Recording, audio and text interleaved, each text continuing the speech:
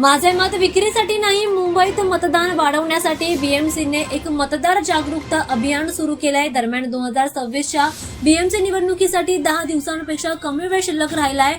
त्यामुळे प्रशासनाने ऑफलाईन आणि ऑनलाईन अशा दोन्ही प्लॅटफॉर्मवर मतदार जागरूकता शिक्षण आणि मोहीम सुरू केलेली आहे. दरम्यान महामंडळाने माझे मत विक्रीसाठी नाही या टॅगलाईनसह एक आक्रमक ऑनलाईन आणि ऑफलाईन मोहीम सुरू केली आहे, ज्यामुळे मतदानाचं महत्त्व जाणून घेण्यासाठी जागरूकता देखील निर्माण होते.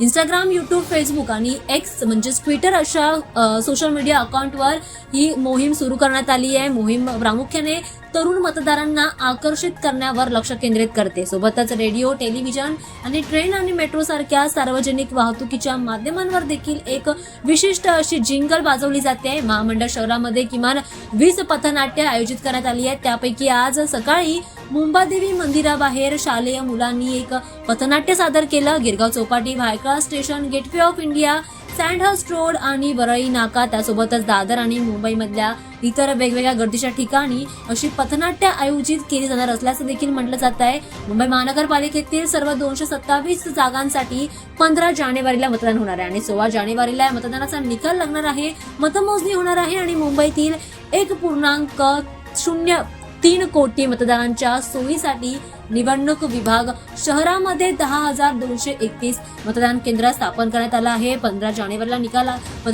मतदान आहे, तर 16 जानेवारीला याचा निकाल लागणार आहे. आणि आता मुंबईमध्ये महापौर कोणाचं होणार, सत्ता कोणाची येणार, विजय कोणाचा होणार याकडे सर्वांचं लक्ष लागलंय. त्यामुळे या महापालिका निवडणुकीमध्ये विजय कोणाचा होणार हे पाहणं आता महत्त्वाचं ठरलं.